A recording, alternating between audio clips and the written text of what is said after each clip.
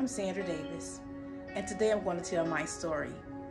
It's amazing because, I do not look like what I've been through, as so many of you. Oftentimes, people just kind of sum you up based on what they think they know, or they just basically sum your life up from the present. It seems like your life is perfect, you got it all together, and it's never the case. At least I've never witnessed that being the case, because everyone has their own personal story. But here's mine. In 1987, on a Saturday morning, we lost our mother to a brain aneurysm. At that time, I was about 8 or 9 years old. I remember that Friday night before, my sister and I had gone to spend the weekend with one of our big sisters. And I remember very, very clearly begging and pleading with my mother to let me go. She didn't want me to go because it wasn't my turn to go. It was my other sister's turn to go, but I wanted to go with her. And so I begged and begged and begged, Mom, please, can I go? Can I please go? Please, please let me go. And to the point where I broke her, she finally said yes. I often think that it was the will of God for me to really beg and plead with my mother to let me go that night, because in the middle of the night, from what has been expressed and explained to us, she was on her way into the bathroom and made a very loud scream. And when they got to her, she was already out of it, pretty much gone. And as the story was told to us as kids, that by the time they got her to the hospital, she was already gone. She had suffered that brain aneurysm in the middle of the night while us girls was gone. I remember before we got that bad news, it was, our sister brought us back home because they only lived a few hours away at the time. So it was, okay for them to get in the car and drive back to where we lived. And so by the time we got there, we were at home, and all the grown people were gone, and all the kids was kind of like in their own area in the house. But I remember very specifically being in the living room, and I remember praying. I didn't really know anything about praying at the time, but I still prayed. Said, God, I said, please don't take my mama. Woo. I said, please. Because what does a young girl do when she loses her mother at that age? I remember begging and pleading with God, please, God, please. But she was already gone. I was just too young to understand that. So, as you know, a new chapter began to unfold in our lives. I remember at that time that we lost our mother. People go back to their own lives because they do have them, and it's their own, way of living that they have. I couldn't find the right word to put there, but I'll get it later. But people have their own thing going on in their own life, so they don't have time to stay and nurture and raise you. And that's the situation that we were in. So everybody else went back on to their own life. And I remember my father being so ignorant at the time. He would say to us, we killed our mother. And I don't even hold it against him today, because I understand how God works now. When people are ignorant, they don't know what they're saying sometimes. They don't understand what they're saying sometimes. But I feel like he was so frustrated being left with these kids that he did not understand how to control, because my dad was this very firm, stern man. You didn't play with him. But along came this last set of kids, and we kind of had our own way of thinking and living, and we were kind of out of the box, I was saying. And we had enough of being restrained. And so, people don't understand some of the things that we went through, because behind closed doors, it was so many things going on that were untold, that were unseen, and we were not the kind of kids that run out and tell everything. What happened? It was a very normal part of our well-being in our life. But I don't know if you know how it feels to have a freezer full of food and there's a lock on it. You can't get to it. All the doors in the house is locked up. I remember being locked in the house. My siblings and I were locked in the house. Our dad really thought he was doing something wonderful by protecting us, by locking us in the house. There are people all over the city who has no idea that this is going on, but it is. Our dad would leave us, but when he left, he had the doors locked, and we had deadbolt locks. So when he left, there was no way for us to get in or out because there was no turning knob on these deadbolt locks. You had to have a key to get in and get out. Our dad would lock us in the house, assuming he was protecting us from things that would probably harm us or protecting us from getting into trouble. But either way it go, it was like being in a prison. We was in prison because we couldn't eat the food that we had. And people all around us had no idea this was going on because at the time, our father was a very revered man, very respected in our town. And, and as I said earlier, us kids, we did not go around saying this to people because it had happened to us so long, it became our norm. I remember hearing the phone ring when our dad would leave home and leave us at the house. And when he left, he would lock the phone up. So we had an emergency. We couldn't get out the house. I just want you to, Selah, quietly, calmly think of that. When he would leave home, he would lock us in that house. He would lock the phone up in his room. And we had no way out. God forbid, thank God for his hand of protection during that season of our childhood. Because had a fire broke out, we just died in that house. You know what I'm saying? Because there was no way out. And there was no way in except for him having that key. So I understand sometimes when you see people going through, you just don't understand why they stand the way they stand, why they speak the way they speak, why they have the confidence that they have. But it's because you have not tapped into their story. Oftentimes we just judge a person based on what we see, not by what we know. And I remember, as time went on, I went to live with this person. I went to live with that person. It just did not work out. I remember I went to live with one of my sisters. And, I was young and dumb and stupid and foolish, but I went to this school who reported that I had skipped class for an entire week, which is to this day I still deny because it wasn't true then and it's not true today. And they called my sister and said, hey, we haven't seen your sister in a week. She's been absent for a week and we don't know why she's not coming to school. Well, I was in school and I was in class, but I was in a foreign state. I was in a foreign school. I was with foreign people. I had no idea what I was doing. And I was very quiet at that time. So I was in class, but people just didn't see me. And I was used to people not seeing me.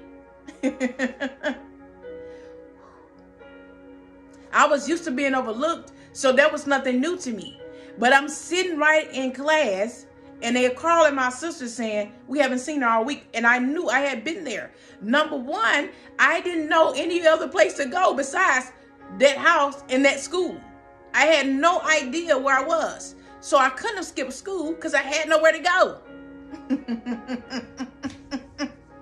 Anyways, moving on. But I'm saying these are the things that happens to a person when they lose a parent, mother or father at a young age. I feel like it affects the child more when it's a mother because you don't have that nurturing person around you. And you're like, oh yeah, God will send people in your life to fill that void to a certain extent. Only God can fill that void himself. But even with God filling that void, he is an earthly father. Your mother has gone on. So no one can take her place. So if you still have your mother out there, my advice to you is love on her. If you still have your mother out there, my advice to you is appreciate her. If you still have a mother walking the face of this earth, forgive her. Because at the end of the day, sometimes we don't understand just how much God uses our mother to help structure the very life that we walk into, the path that we walk on.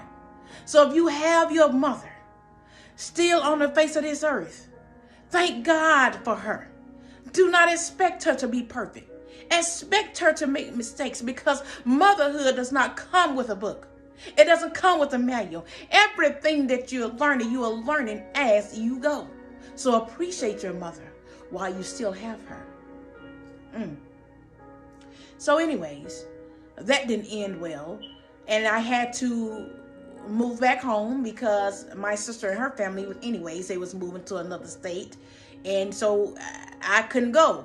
So they brought me back home. But for years and years and years, that bothered me because I wanted so badly for my sister to know I was telling her the truth. And she didn't believe me. She did not believe me. I knew she didn't believe me because I could feel it in my heart. And finally, maybe a year or so ago, maybe 2-3 years ago, I finally convinced her to believe me. And I said, I'm saved. You know, I love God. There is no reason that I should lie to you about this situation. I'm still talking about it because it burdens me to know that you never believed me. Is that putting her down? No, it's my story. So, long story short, I went back home. You know what I'm saying? I got home, and at this time, I was not able to stay at my dad's house. So my dad sent me to my grandmother's house. I got to my grandmother's house, and oh my God, was I in for a rude awakening.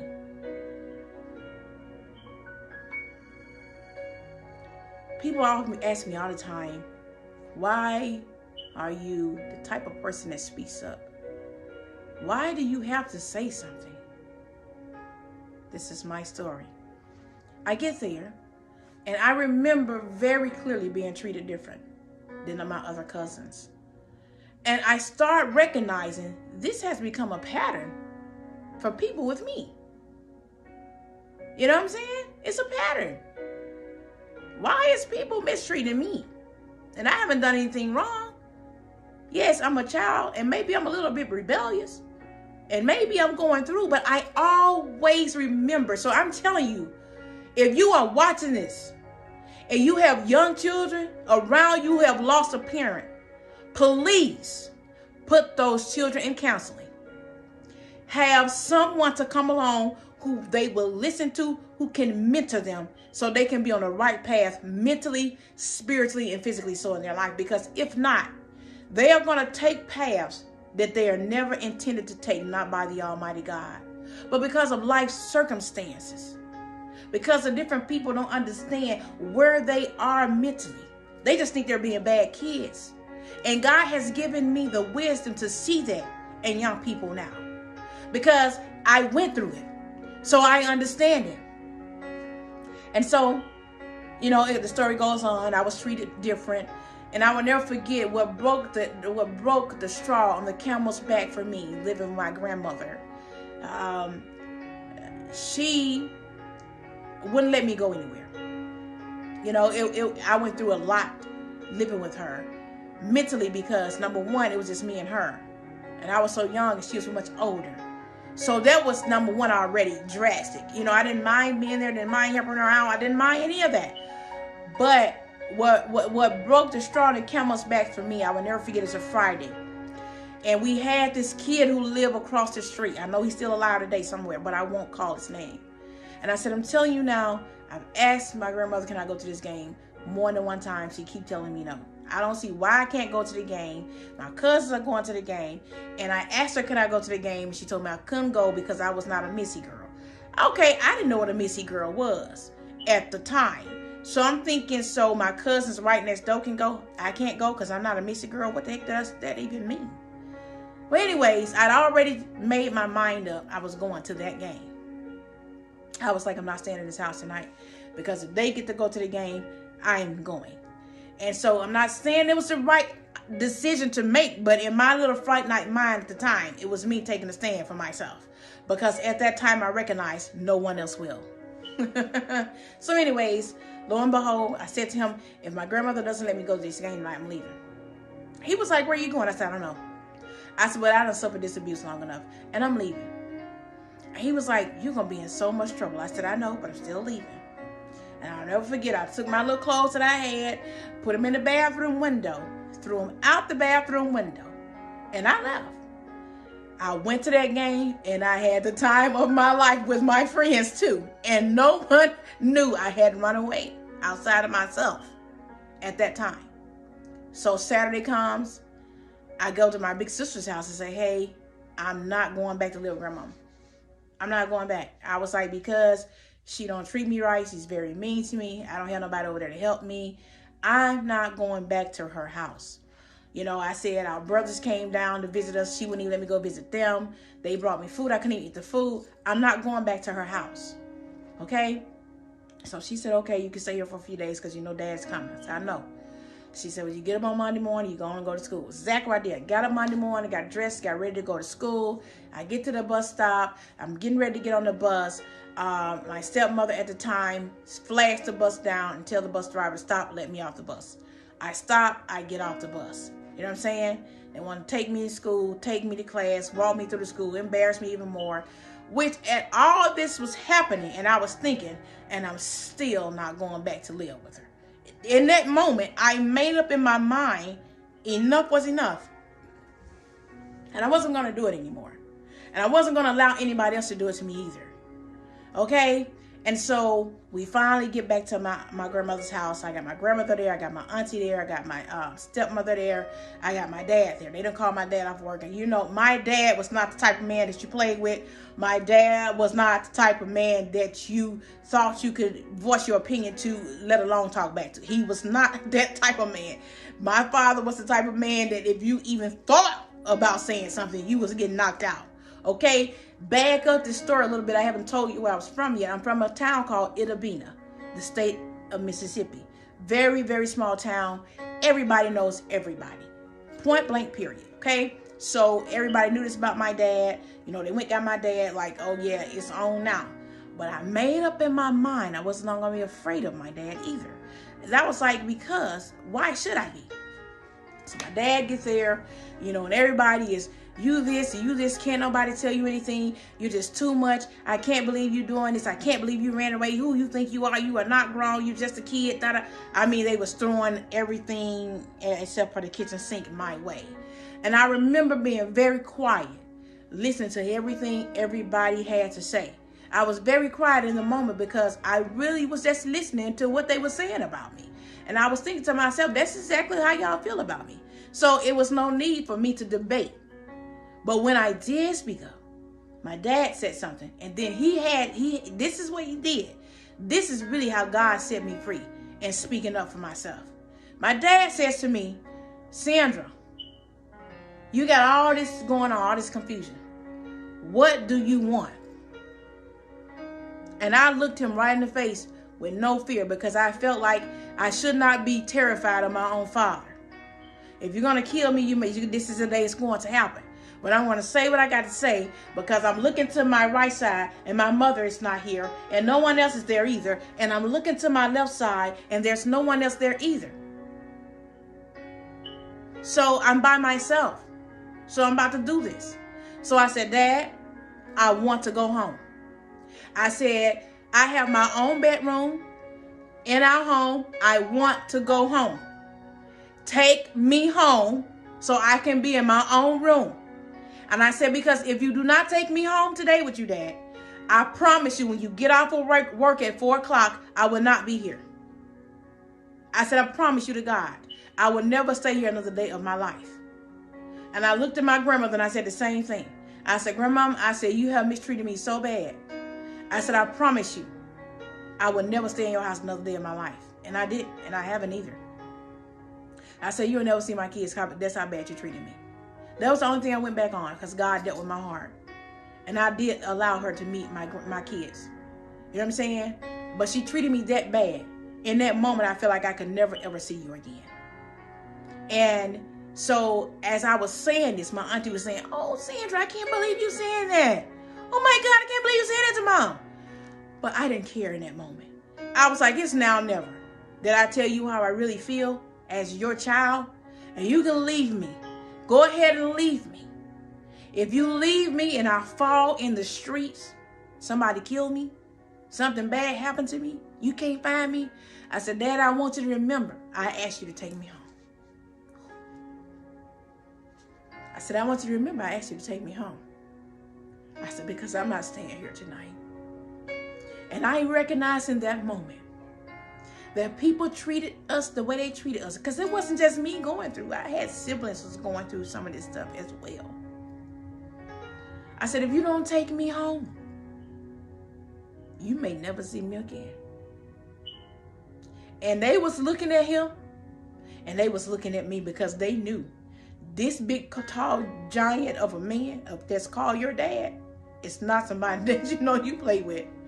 They was all scared because they was like, at any point, he about to knock her out. Somebody be on standby for the ambulance because right now he's about to kill her. But I wasn't afraid. If he killed me in that moment, it meant me standing up for Sandra. Because I understood that people only treated me that way because I didn't have a mother to protect me. People treated me that way because they knew I was alone. People treated me that way because they see me as nothing. People treated me that way because they thought I would amount to nothing. People looked at me like that and talked down to me like that because they thought me, my mother's daughter, that I'll never get up out of that place, that I would never climb out of that mud that the life in the world had stuck me in. But they had not met my God, and I had not met him yet either. But I knew this one thing deep down in my heart, that God was real. I knew he was. I knew he was real. And I just wanted him to become real to me. So, I know you want to know how that went. Well, I did end up going home that night. Because my dad looked me in my eyes. And he said, "That what you want?" And I said, "Yes, sir." And he knew I meant everything I said because I have never spoke to him like that. He said, "Well, get your stuff there. I'm taking you home." Oh, seemed like such a happy ending right there, right? I'm sorry to tell you, there's more to the story. I get home, things are fine at first. You know what I'm saying? But then my dad started back drinking.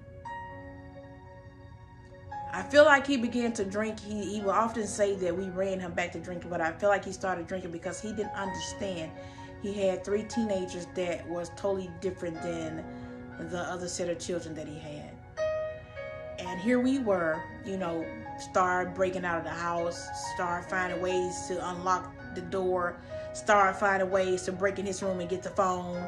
These are things that we was like, enough of that too. But one of the things that happened after that happened was that my father violated me. He violated me. He started molesting me. And in my mind, I'm thinking, now what did I do to deserve this crap right here? And that went on for a long time before I told. Because I felt like, okay, he just got me from my grandmother's house. People just gonna think that I want to have my way. What really did it for me, I will never forget. And I don't know, I think I may have shared this story once with one of my sisters. But he had bought me this nightgown. I'll never forget it. This really beautiful, beautiful white, elegant nightgown. It was a set. But it was a set for like an older woman, probably like my mom age at the time. And I didn't like it. Because I was thinking to myself, it's on the lingerie side of night clothes. So why did you buy this for me? I don't want it. I hid that so long. Just because I thought, this cannot be the same man. Here I am, his baby daughter, and he's touching me in ways he shouldn't be. And this would happen when he would get drunk. As long as he was sober, I didn't have a problem. But when he started drinking, he would leave his girlfriend room and come to mine. I hid that so long. And when I tell you, it was one of the most disgusting things I've been through in my whole life. I don't wish it on anybody. And I got tired of it. And I said, I'm going to tell on you. He never tried to stop me. I don't think he just didn't believe me. I said, I'm going to tell on you, Dad. I said, I'm just tired of this. I'm sick of you bothering me. So, I will never forget. I can't remember what weekend this was, but I do believe it was a weekend. And I had some sisters that was at home out of town. And I think I had some aunties out of town. That was the weekend I decided I was going to do it, because I was like, if I'm going to get some help, I got to get help while I got people here around me who will at least halfway believe what I'm telling them is true. And I had one sister I had been sharing it with for a while, so she kind of knew what was happening, but no one confronted him. I'm telling you, I don't just thank God for deliverance, because when I tell you, outside of maybe one sister, maybe a straggler of people, if I brought it up, may have mentioned it to me. When I tell you, my family swept that under the rug like it was never said. I never heard anything else about that. To this day, my dad's dead and gone. I have no idea if his mother confronted him, if his sisters confronted him, but they just kind of let it be washed away. And what bothered me about that was, because see, I kept living. My life did not stop there. No one knew how that made me feel on the inside. As his daughter, he violated me because I was vulnerable. Because he could. Because I was in a situation that my mother wasn't there to protect me. But at the end of the day, I do know I'm my mother's daughter. And she lives inside of me. But I made up in my mind, no, it's not right. It's not right. And I said, I'm going to tell my story because it's mine to tell. And for years, I was afraid.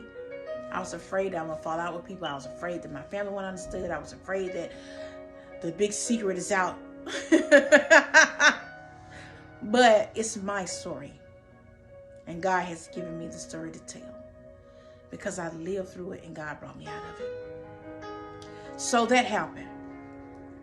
And moving on, I lost a lot of respect for my father after that. So when it came to men, he had no authority to tell me anything. I felt like you are the person that God put in my life to protect me. And you violated that right.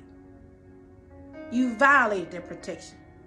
You took advantage of that role. Because you was bigger than me. You were stronger than me. And for years, I blamed myself. I blame myself. It's my fault. I could have been stopped. I could have been said something. But I didn't. I let it go too long. Shame on you. And God had to tell me, no, it was never your fault. A father is never supposed to put his hands on his daughter that way, whether he's sober or drunk. Okay. I remember saying to God after all that happened, God, if you ever allow me to have kids, I would never treat them the way people have treated me. I won't mistreat my kids because I can. And I'm not going to mistreat other people's kids either. I'll tell you if you're right or if you're wrong. I'm definitely going to do that. That's how I am. I'm definitely coming from the hip most of the time. But I'm very soft and compassionate at the same time as well. So I remember thinking, God, I'm not going to do that because I know what me and my siblings went through. And some of us are still dealing with that fog. So, long story short, God brought me out of that. Got a little older and I kept having these girls, different strange relationships I was in before I really started having kids. out there. When I tell you that I went out there in the world, when I was a lost soul. I was a lost soul. I was a lost somebody, in dabbling into all kind of different liquors.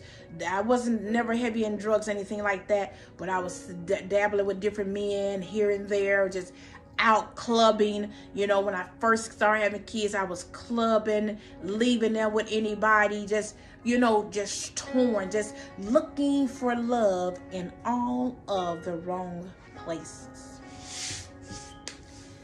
Whew, let me tell you something. God has not forgotten about you. He's coming to get you. He has not forgotten about you. God is going to allow you to be able to tell your story. Moving on. As I said, I was having all these girls, and I had been so broken in my life. I had been so disappointed in my life. Devastated by one heartbreak after the other. You know what I'm saying? I end up in this crazy marriage. And when I tell you, it is one of the worst experiences I had in a relationship in my life. And I wasn't perfect in it either, because I was broken and I was torn. So I brought a lot of toxic to it too. I brought a lot of bad behavior in it myself.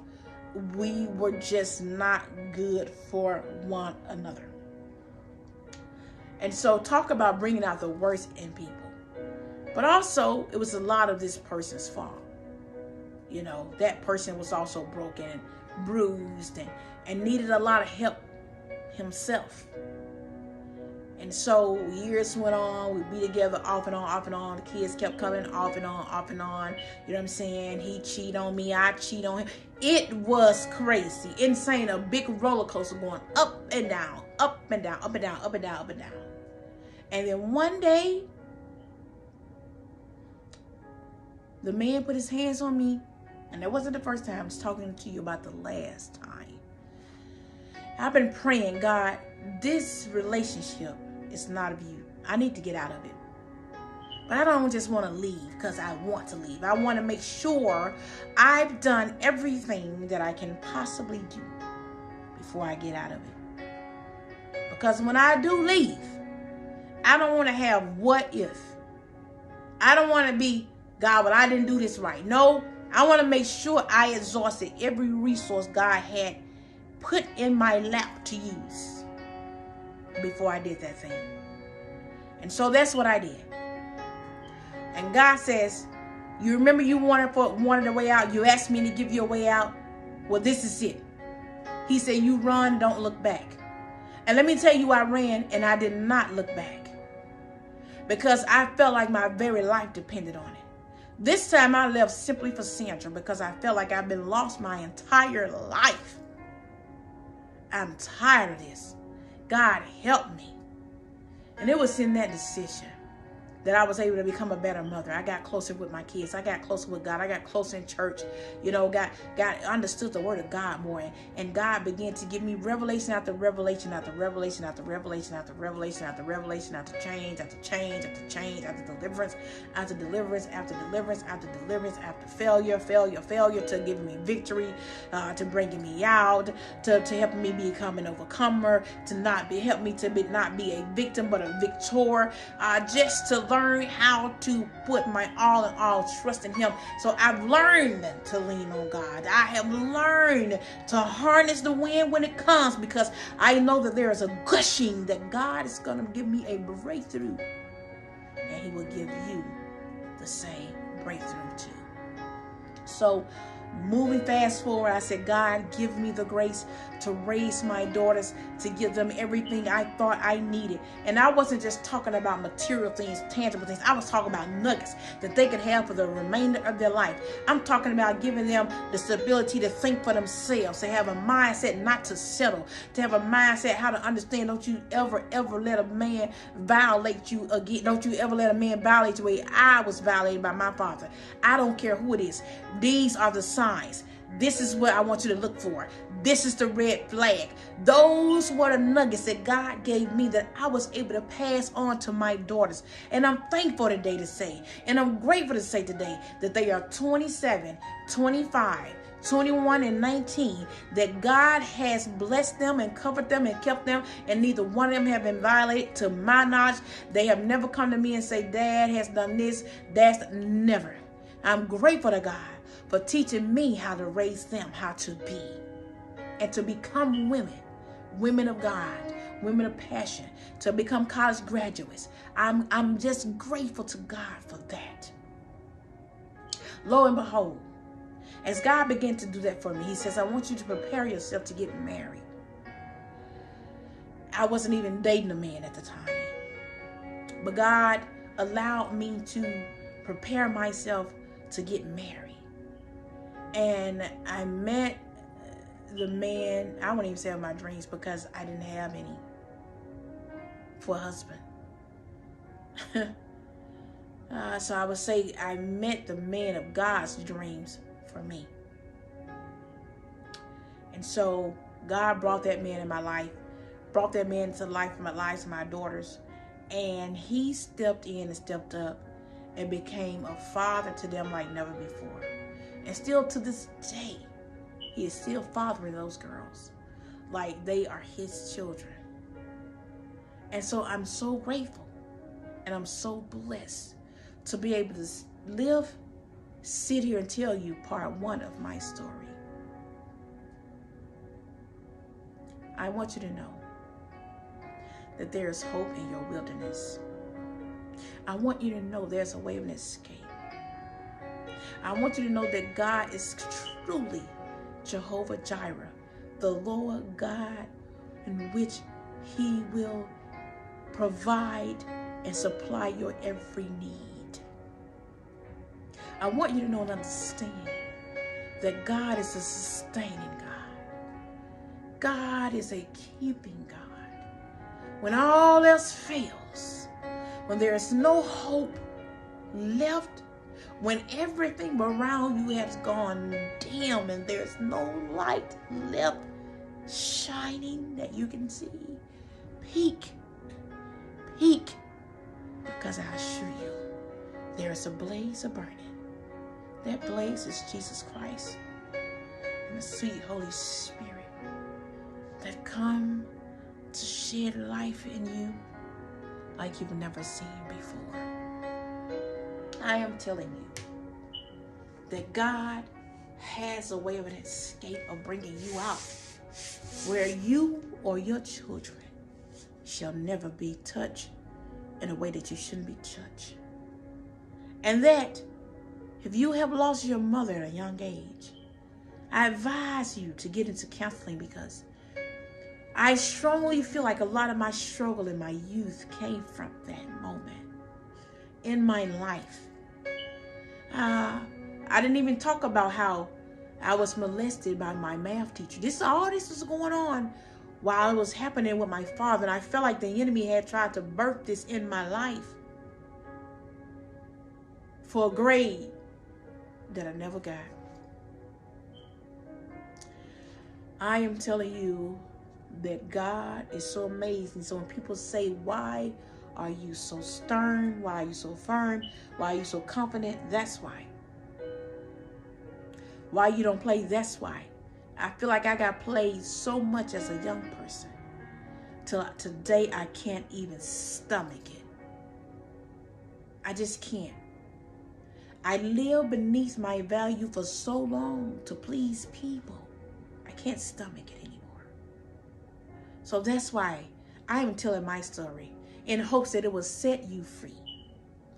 I'm telling this story in hopes that it will get to somebody who understands. If they don't understand, they begin to understand that you are not alone in this there. And everything that the enemy started when you was in your youth to kill, steal, and destroy you, God has a way of bringing you out, of giving you life and giving you life more abundantly. I don't want you to waste your life looking for a parent that you lost in anybody, because you will never, ever find that person in anybody. And I remember I would be upset with God. I would be mad with God when he would send help. Because I would think to myself, why would you send me somebody and you took my mother? Oh, I'm trying to tell you. It's so emotional. Damaging to a person. Please, if you know somebody like this, get them help. If it's you, get yourself help. Even if your help comes solely with your help, what does come solely from God. But even if you got to get your own personal breakthrough, because that's what I had to do, God made sure he would not allow people to help me. Because he understood, when I get done with you, you're going to learn who you can run to. When I allow you to come out of this mess that you are in, you're going to realize and recognize I'm the only person that you can forever trust with your whole heart. Because at the end of the day, I got your back 100%. God allowed me to go through all those things, not that it was not his will. It was never his will for my father to touch me and violate me. It was never his will for us to be left without a mother. It was never his will. And we blame so much on God. It's because we're ignorant to Satan's devices. We're ignorant. And God said to me, you're stronger than what you think you are. You're braver than what you think you are. You're more confident than you think you are. And I want to show you how to get there.